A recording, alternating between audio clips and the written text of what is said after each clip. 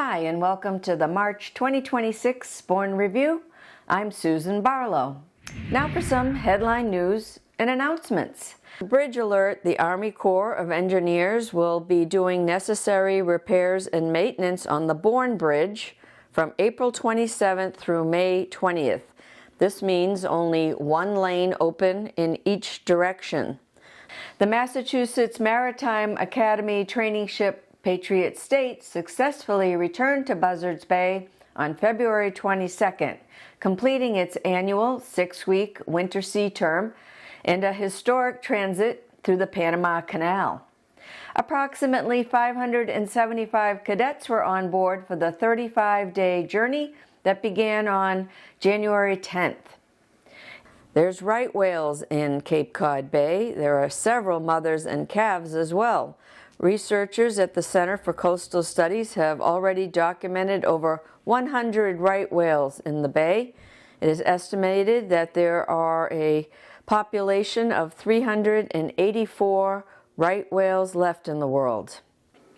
The new Bourne community-based outpatient clinic for military veterans is being constructed near Joint Base Cape Cod and is expected to be completed in 2027.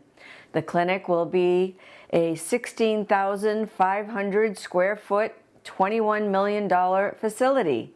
According to census data from July 1 of 2025, about 5,750 veterans live year-round in Upper Cape towns.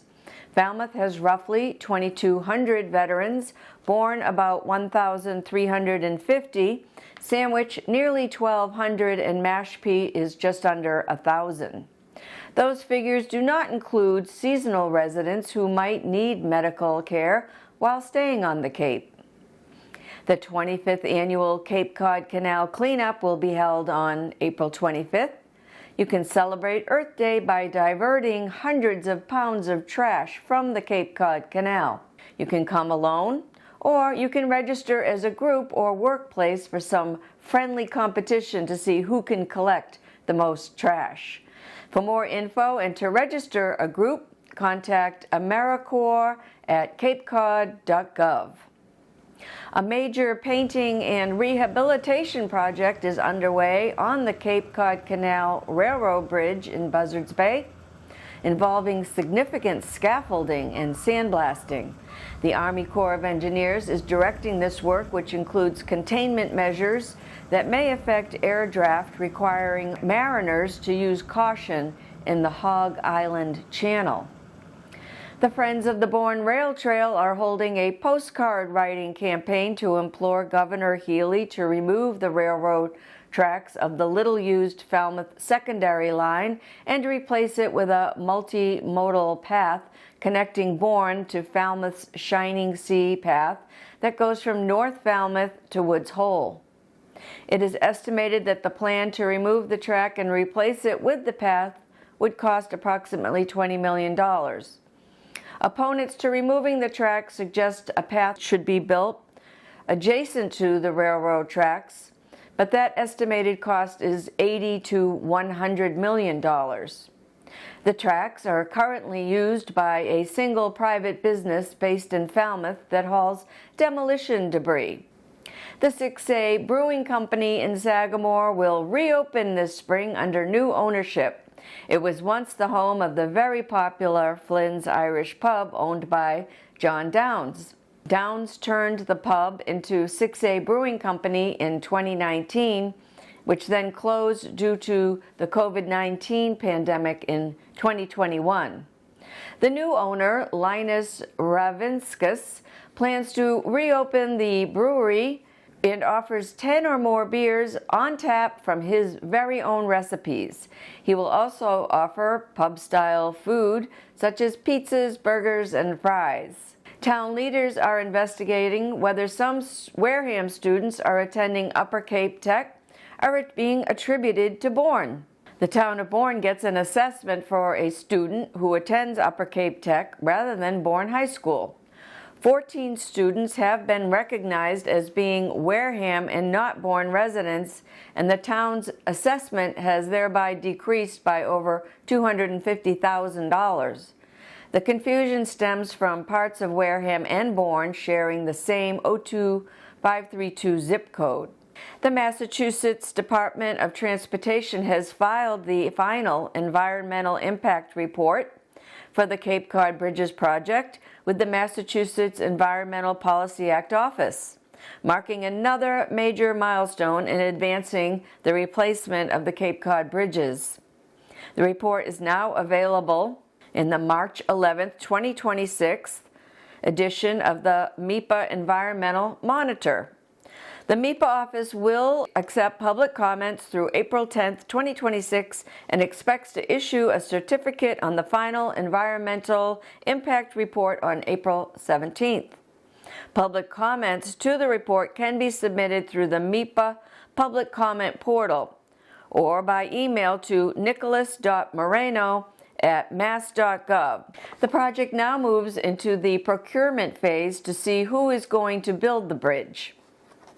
Several homes near the Sagamore Bridge were taken by eminent domain for the replacement project.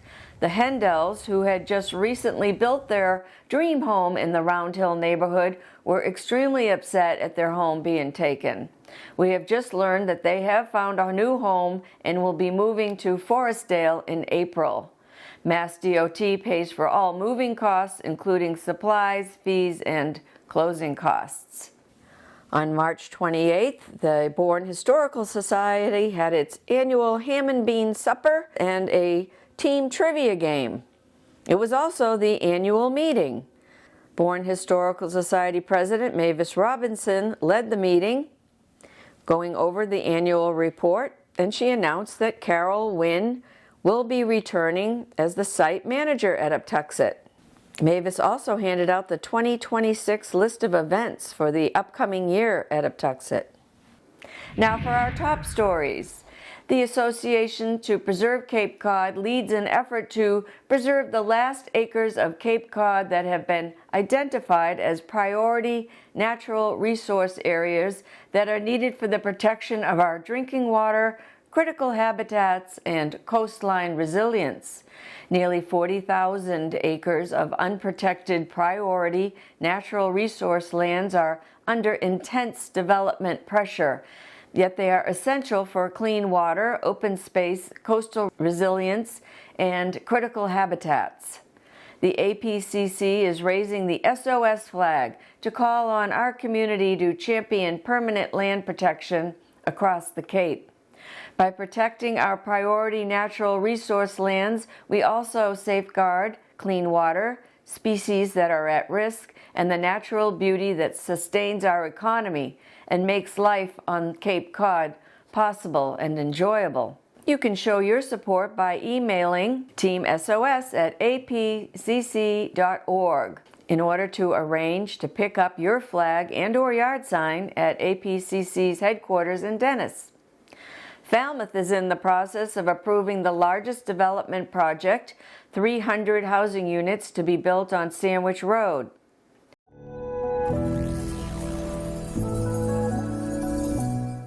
Governor Healy was in Falmouth and met with Public Health Commissioner Dr. Robbie Goldstein, Fish and Game Commissioner Tom O'Shea, and Energy and Environmental Affairs Secretary Rebecca Tepper. The focus of the event was the Department of Public Health's proactive work to address alpha-gal syndrome, known as AGS, an emerging tick-borne condition that's becoming more prevalent on Cape Cod and the islands. By making AGS cases reportable by healthcare providers and laboratories, Massachusetts is taking an important step to better track incidents, understand patterns of transmission, and equip clinicians and the public with timely, accurate information. Although ticks are present year-round, now that spring is here, we tend to spend more time outdoors, working in our yards and engaging in outdoor activities. AGS is an allergy linked to bites from the Lone Star tick. Reactions can occur after eating meat from mammals and are often delayed by several hours. So a hamburger that you eat at 7 p.m. could cause a serious and life-threatening allergic reaction at midnight. That is why it is nicknamed the midnight allergy. On Cape Cod, the Lone Star ticks were first documented in 2015 and have become more common in parts of the region. In fact, my brother, who lives off MacArthur Boulevard, was actually bitten by a Lone Star tick last summer. Luckily, the tick did not transmit the alpha-gal syndrome to him. On Martha's Vineyard, alpha-gal syndrome caused by the Lone Star tick has skyrocketed, with over 500 positive tests in 2024, up from just 32 in 2021. The vineyard is also on the leading edge in the number of cases of the syndrome along the East Coast. The high density of deer on the island is blamed. The Lone Star tick is particularly aggressive when compared to dog and deer ticks that vineyarders are more familiar with. While other species of ticks usually just lie around and wait, hoping to attach themselves to a passerby, the Lone Star ticks can actively seek out their prey. This is because the ticks can detect carbon dioxide emitted by humans and animals and will crawl toward that source. Patrick Roden Reynolds, tick biologist and head of the Martha's Vineyard tick program, said that the ticks aren't running people down like a predator, but if you lie down on a beach towel or set up a picnic, it can give them enough time to come on over. Some restaurants on the vineyard are changing their menus to cook more alpha-gal friendly dishes, meaning without ingredients from mammals such as meats and dairy products. To prevent tick bites and reduce your risk, use repellents on exposed skin, wear Promethean-treated clothing, and check yourself and your pets after being outdoors. In a related story, Governor Maura Healey has lifted the ban on Sunday hunting in Massachusetts and eased restrictions to allow all licensed hunters to use crossbows. Also reduced is the required distance from a dwelling for bow hunting from 500 feet to 250 feet. Governor Healey stated that hunting is a long-standing tradition that supports local economies, helps manage wildlife populations, and puts food on the table for families. It's time we update our laws to reflect these needs, Governor Healey said.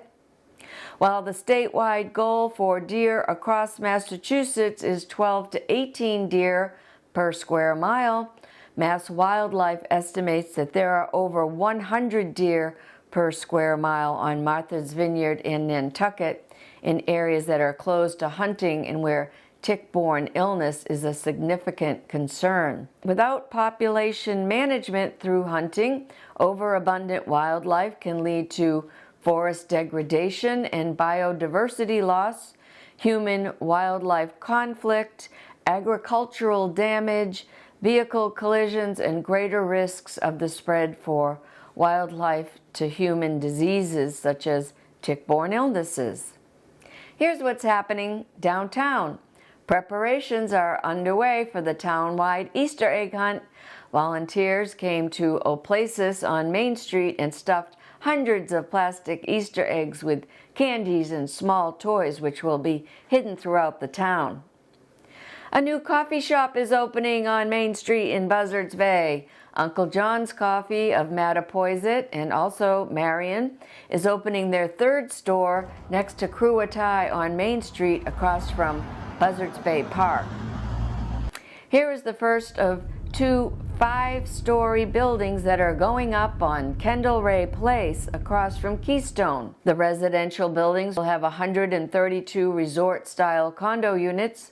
Residents will enjoy concierge services, multiple club rooms and roof decks, a resort-style heated pool. One-bedroom units start at $499,000.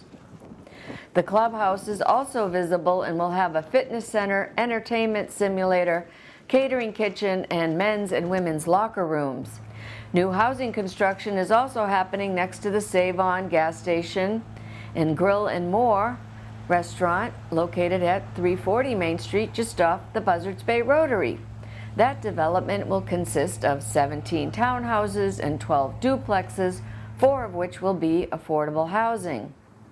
At the corner of Main Street and Hull Street, A two-story structure with 4 apartment units is going up. That location is 140 Main Street. On May 6th, the developers of the proposed 300-unit 40B housing project located off Scenic Highway near the Bourne School will come before the Zoning Board of Appeals for a draft comprehensive permit. Developers apply for a single comprehensive permit from the local Zoning Board of Appeals instead of separate permits from multiple town boards. The project consists of 8 buildings, 7 residential buildings, and a clubhouse. The project will be known as Deer Path Road and will consist of 3 4-story buildings holding 52 units each and 4 3-story buildings holding 36 units each. The project will have 532 parking spaces. What is 40B housing? Chapter 40B is a state statute which enables local zoning boards of appeals to approve affordable housing developments under flexible rules if at least 20 to 25% of the units have long-term affordability restrictions. As of early 2025, Chapter 40B affordable housing income limits in Bourne and Barnstable County generally require a household income to be at or below 80% of the area median income, ranging from roughly $76,550 for one person to $109,350 for 4 people. Their assets are typically restricted to $75,000. Here's an update on town services.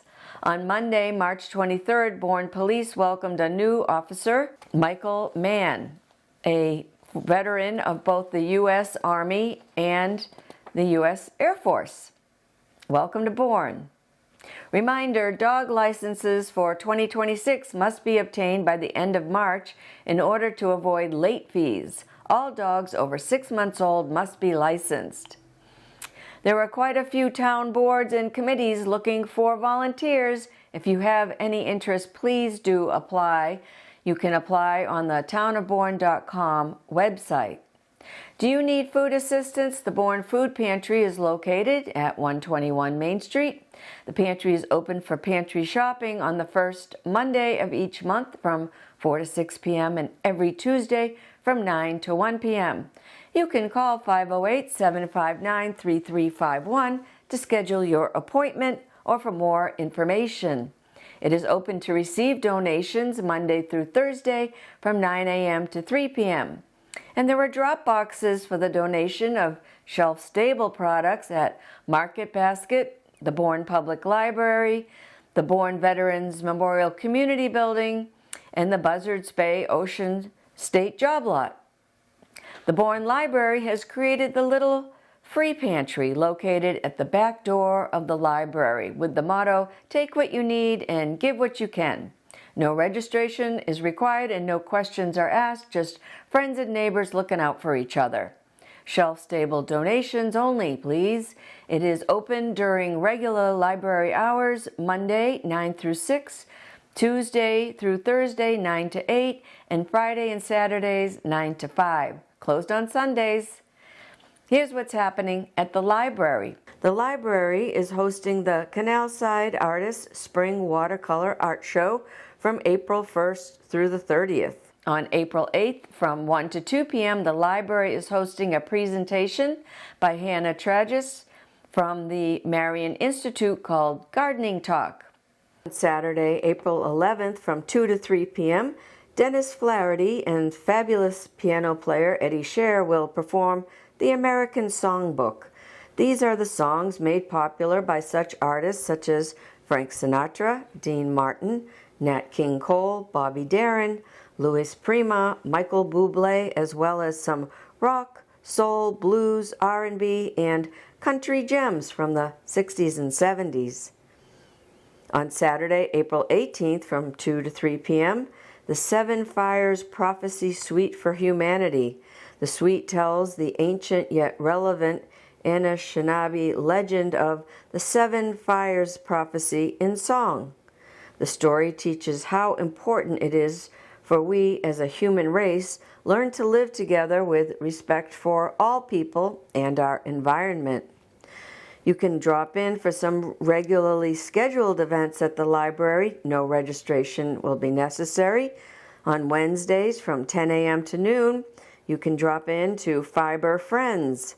On Thursdays, it's the Night Knitters from 6:30 to 7:30 p.m. And on Fridays from 1 to 3, it's Beginner Mahjong Open Play. Are you new to the game of Mahjong? Has it been a long time since you played and you need some practice? Come join the Open Play sessions on Friday afternoons. There are many, many programs for children at the library, so check out their website, bournelibrary.org, and click on the Program and Events tab. The Council on Aging, located in the Bourne Community Building at 239 Main Street, has 2 senior fitness classes starting up in April. There's men's fitness beginning April 6th and running through June 8th. It's an hour-long program held on Mondays from 9 a.m. to 10 a.m. The class aims to improve strength, balance, and flexibility. Advanced registration is required, so you can call the Visiting Nurses Association at 508-957-7423. Participants must be 60 years and older. The VNA is also offering Strong at Heart, a free exercise program using a mix of interval training to build strength and endurance, also running from April 6th through June 8th on Mondays, and that will be held from 10:30 a.m. to 11:30 a.m. Again, you must call the VNA to register 508-957-7423. Surveys will be available throughout the Bourne offices for an Aging in Bourne Community Needs Assessment. On April 7th, head over to the Bourne Community Center for an opening day Boston Red Sox presentation held by Herb Crean. Mr. Crean is a celebrated author and historian with 30 seasons of experience writing for the Boston Red Sox. The presentation will be held on April 7th at 11 a.m. Call the COA to register at 508-759-0600, extension 5300. Here is the Council on Aging Bridge Cafe menu for April for those 60 years and older. The Bourne Recreation Department is hiring. Are you looking for a summer job? The Rec is looking for summer program supervisor and assistant supervisor positions, a summer program counselors, head lifeguard and waterfront certified lifeguards, a water safety instructor. Scan the QR code to apply online. There are many other jobs listed on the site, so check it out. Here are some wonderful photos taken by area photographers showing the beauty that surrounds us.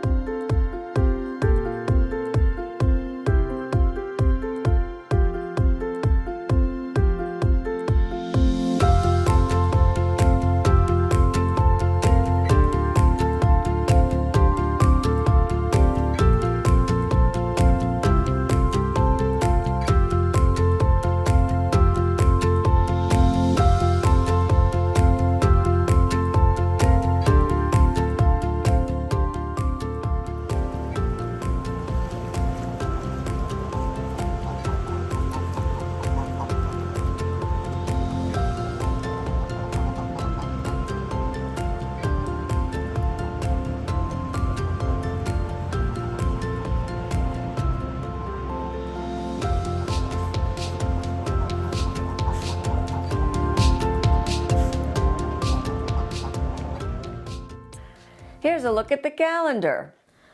There's a doggy Easter egg hunt held on Saturday, April 4th at 11 a.m. on the Village Green at Mashpee Commons. A town-wide yard sale will take place on Saturday, April 18th from 9 a.m. to 2 p.m. You can visit the following locations to search for your treasures. The Iptuxet Garden Club of Bourne will hold their next meeting on April 13th beginning at noon with refreshments and social time, then announcements and artistic design.